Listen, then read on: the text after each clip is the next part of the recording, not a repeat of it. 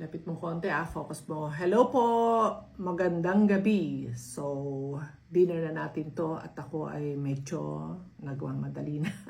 Kaya galing kami ng Feliz at kadadating lang. So, naghalo kayo sa rep ng mabilisang mga food. So, ito nakalkal ko. Buti na lang, meron pa pala kong chicken liver. So, mabilis na, ayan, daming bawang. Nilagyan ko ng bawang. At saka ko lang siya pinisikan ng lemon. Oh, diskarte lang talaga eh. Yan muna. Pero uubusin ko to. Uubusin ko talaga yan. And then meron din akong nahalukay na ito, bagong luto lang yung aking alamang. So tingin ko dito, mauubos ko rin naman to. Ubusin ko yan. Ayan. Okay. Alamang na may liempo. Siyempre, marunong na kayo niyan. Doon sa mga beginners na nagtatanong, ay pakisearch nyo na lang yung low carb alamang ni Annie Tings. Andyan, kung paano ko siyang niluto. Ang napakasarap na alamang na akala mo ka lang kumakain ng kanin kasi tamang-tama lang ang lasa niya. At pwedeng-pwede nyo siyang gawing kanin. Katulad nito. Like this. Susubo kayo na niya. So, may isaw-saw o wala. Okay lang. Sarap. Pero syempre, minsan, namimiss ko yung isinasaw-saw. Kaya, naghalukay ako. May nakita na naman ako doon. Bili namin sa SNR na pechay batyo. Organic. So, yan. Bloods lang. Ganyan lang. Kalkal lang sa rep Ang importante, kahit pa paano, meron tayo makakalkal. May naka-stock. Para yung mabilisang ganito, 5 to 10 minutes prep.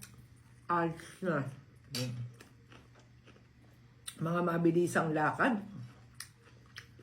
Mabilisang luto sa mabilisang appointment. So, pwedeng-pwede. Enjoy ka pa. Sarap. Sarap nga ang alamang ko. Sarap talaga. Ayan lang.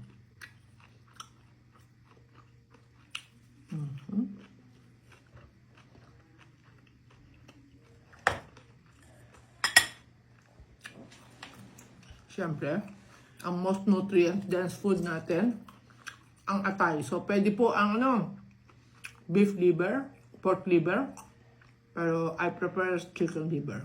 Hindi ako mahilig sa liver. Hindi ako mahilig.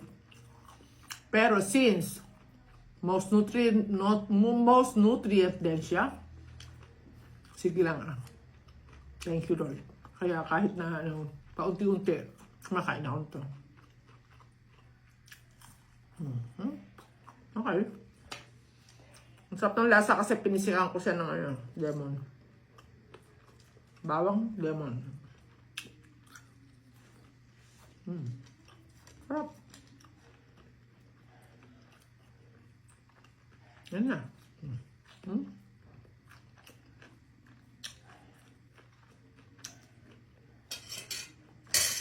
Ganitong may meeting talagang sinisigurado ko na yung aking food. Kasi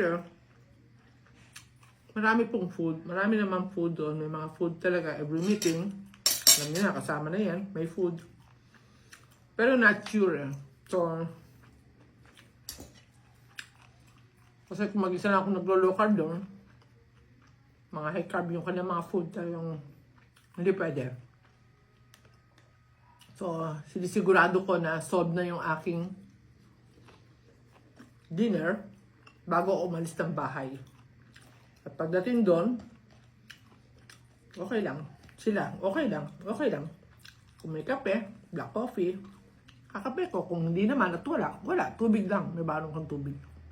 Okay na ako. Ewan ko. Wala na yung parang natitempt ka pa down kasi maraming pagkain. Ala na po talaga akong ganun Wala nang ganung factor ako. Sorry. Kasi kasama na rin yun, mindset. Tapos wala na rin yung cravings. Yun ang masarap sa low carb. Seryosohin lang natin.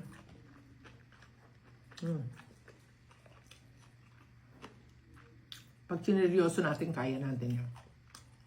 Pag nagtiwala tayo sa low carb, kaya natin. Magagawa natin.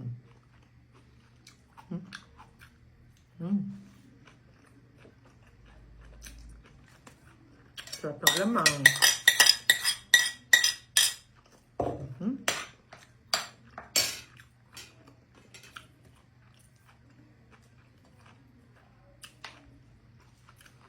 So, atay lang, kung tutusin, atay at alamang lang. Dahil itong gulay, optional naman yan. Atay, alamang. Galing sa rep pareho. Ito, ang dali ano? Madali lang talaga mag-low carb. At ang masarap nga, na-enjoy nga natin eh. Kasi ang sasarap ng pagkain low carb. Sasarap. May sasarap pa ba dyan? Crispy pata, itong kawali, bulalo. May sasarap pa ba doon?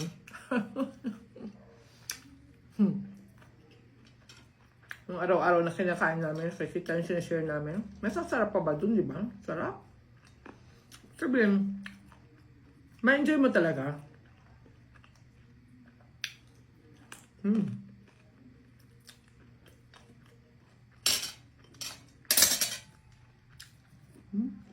Astay. Bawang.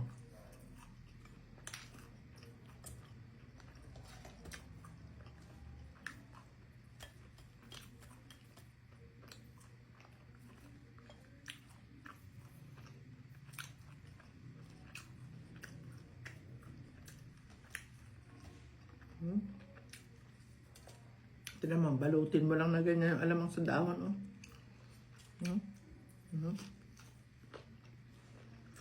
Sarap.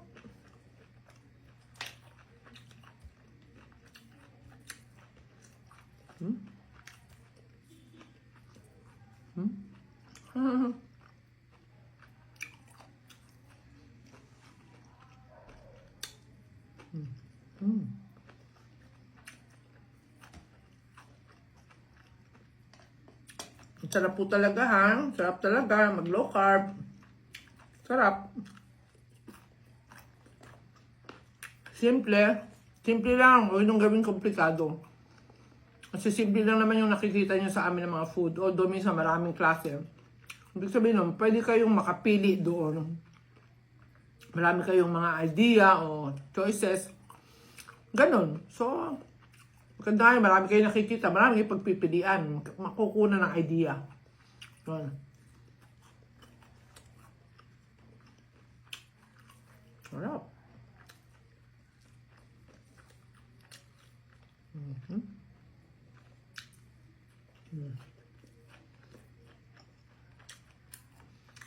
Busin ko to talaga.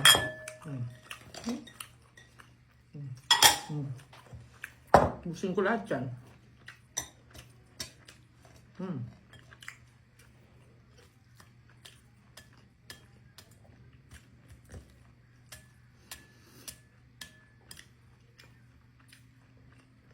Atay, sarap.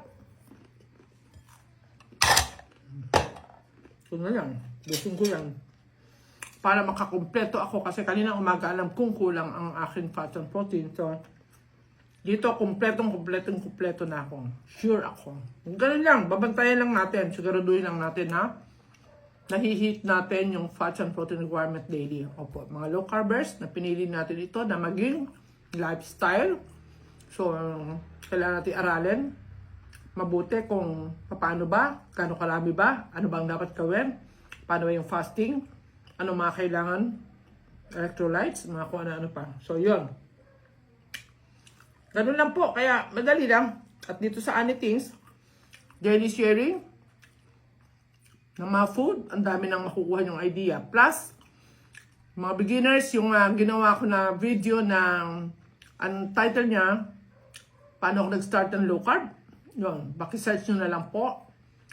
At saka yung timplada ng electrolytes, at saka yung food guide. Ayun na. Kahit yun lang muna, basic, maaral nyo, pwede na kayo mag-start. Pero, continue learning. Opo, ha? So, buong journey ko naman, nandito na, nakashare na sa Anythings. So, pwede makatulong sa inyo. At, syempre, sa YouTube ni Dr. Josephine Grace Rohatan, andun lahat ang mga natutunan ko plus yung masterclass. Yes, kaya tiyaga lang talaga, sipag, at kailangan i-decide nyo at magtiwala kayo sa low carb na ito na ay from God. Okay po, thank you. Stay strict at clean low carb. God bless.